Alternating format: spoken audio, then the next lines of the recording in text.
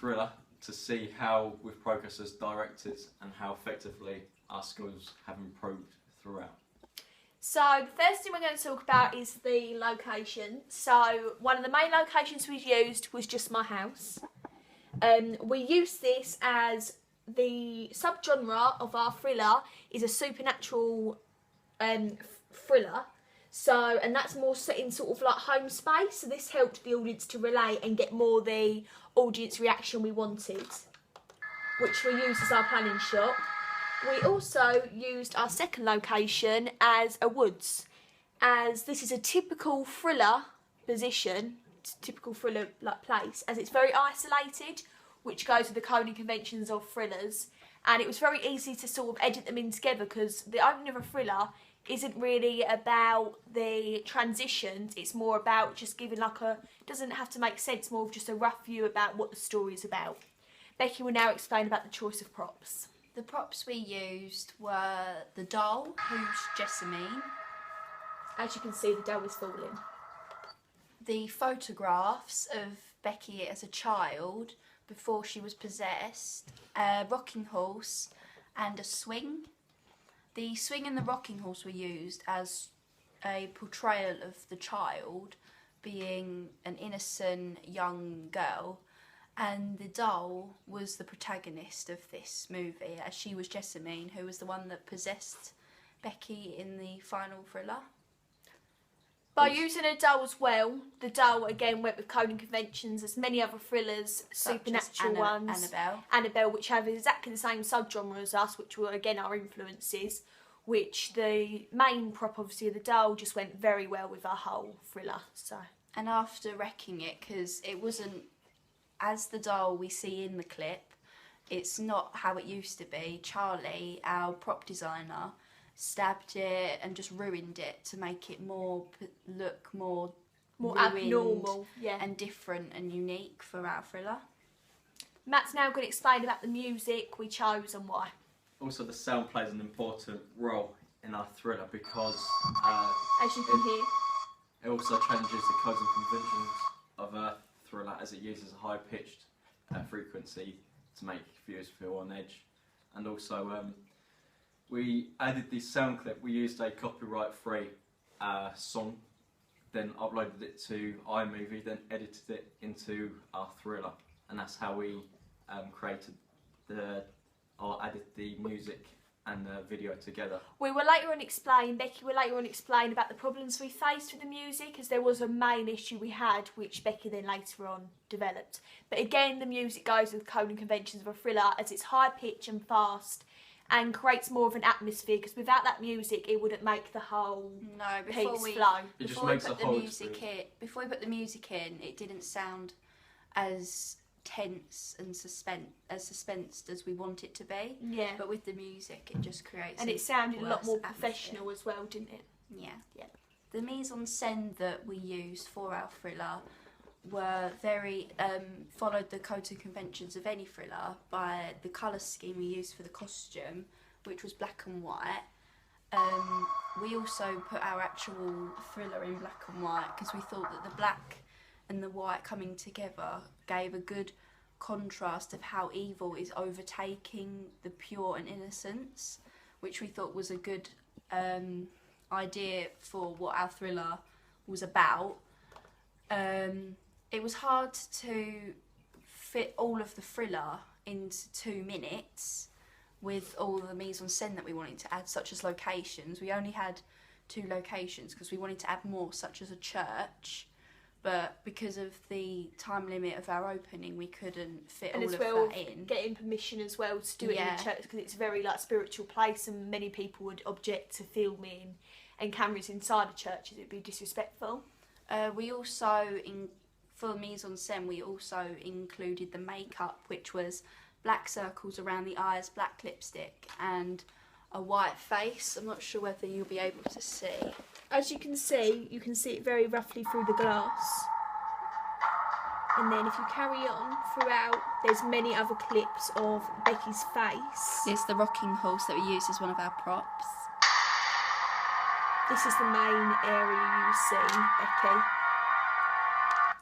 So as you can see, white makeup, black eyes, typical coding conventions of darkness, and white also shows Purity, innocence. For a young child, as the social group used for this thriller was young innocent girls. The plats also show this, and the type of school uniform with the black skirt and the white blouse shows her age. The black circles around her eyes shows possession, and how through her eyes all she can see is darkness through Jessamine, who's her doll. As you'll know, like when you watch the actual thriller, you'll get the main storyline. Now, I'm going to talk about editing. So, when we were editing throughout our thriller, there was many problems we did face with editing, as it was hard to fit everything in to just them 2.5 minutes. Like, there were so many videos we got, but with our first cut, we found out some problems, so we had to rechange it all around. And we used iMovie again, as this was a better idea, as we had more experience with it. And before we started editing, we made sure we'd done some practice shots. So with a few of our takes that had gone wrong, we just tried to edit them together to see if they went smoothly, especially practicing our title sequences as well. We found this because Becky was our main editor. So she knew how to work it. She'd been messing around with our trailer and everything. So we had a lot more experience overall, which made it easier to produce the final piece. The one main thing we did struggle with as well was the quality of the clip. So we did have to reshoot some scenes because we didn't get enough. But overall, we found the editing was quite effective as well. We managed to put it all in smoothly, and it's all up to standard how we wanted it. Yeah. So. And also, when we were editing, we found that some of the clips that we actually filmed didn't actually make sense for the next scene. So therefore, we had to refilm again, which we thought was ideal. So overall, our editing experience was very useful because we could practice it, especially with our prelim. We definitely have progressed. Considering when we were editing it all together in our prelim, things kept going wrong. Because of that, we kept redoing it as well, which gave us more skills as directors and more editors. Yeah, now we've done our final shot, we can now see the difficulties and how we overcome them, which Matt will talk about, of what we thought was the best out of our thriller.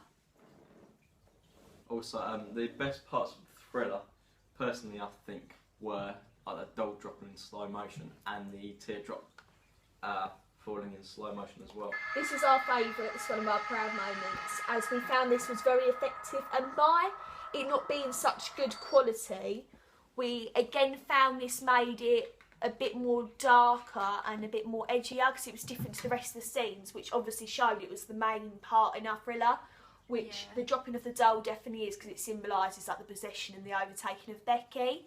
It also left mystery and kept the audience wondering why it was falling. Who is it? Is it a real person? Is it a doll? It just leaves mystery for the opening, which makes people want to watch the entire thriller. And we were very proud of our shot taking and that here, as we found it was good by using more of a master shot to set the scene, and as well explain about how the doll's falling and whereabouts, again showing the location woods, which goes with isolation, the coding conventions of a thriller.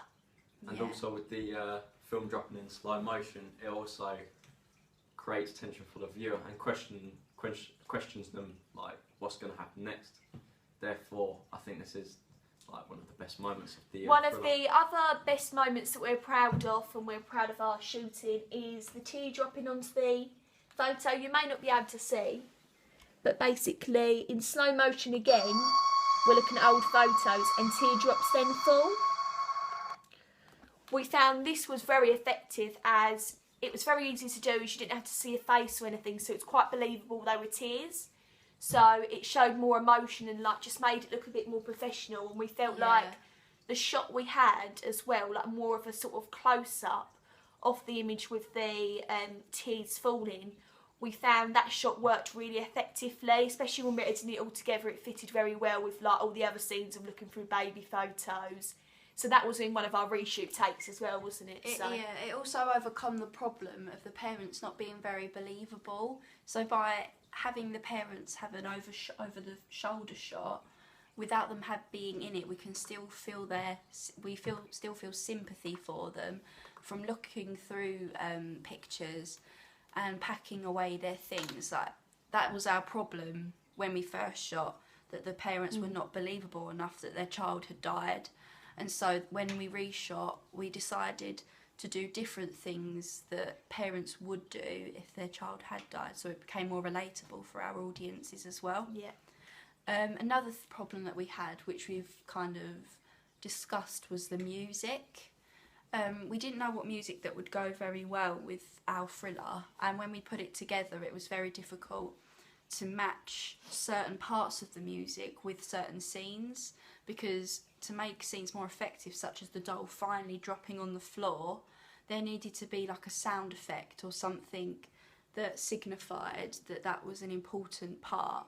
So the music that we chose didn't have that in, so we had to add sound effects in, which we thought made it much more effective, and in the end just looked better.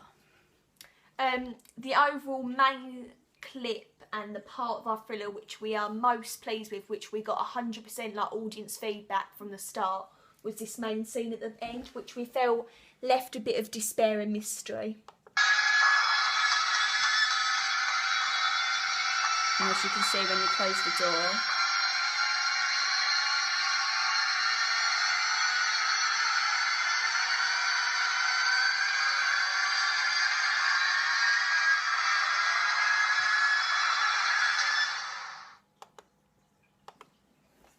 that was our most favourite part of our thriller, which we're all really proud of, because we feel like that was one of the things that we didn't plan to do. We were just messing around because we found that was most useful, and especially when editing it, it just fitted in so well at the end because it created mystery.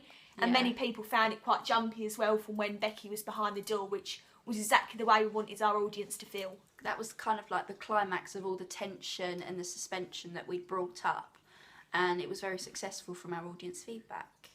And by the use of the effect as well at the end, because it was more sort of like a CCTV, that's what we were aiming for anyway. Like, we had to mess around with that, and we made the footage a bit rough. So again, shows that's quite a main, like, important scene, like the doll dropping, which was exactly what we wanted to create. But overall, we've really enjoyed it, haven't we? So yeah, we're very proud of our thriller, and everyone that we've spoken to about it, they've really enjoyed the opening, and they said that they wanted to see it, like the entire thing, if we did do that. So yeah, we have definitely learnt from our mistakes in our prelim, and hopefully have shown that we've overcome these, and we have progressed as like directors, and we're a lot more like, we can edit things and that now. We feel a lot more confident as well, so we'd be really excited to make another thriller film, won't we, Matt?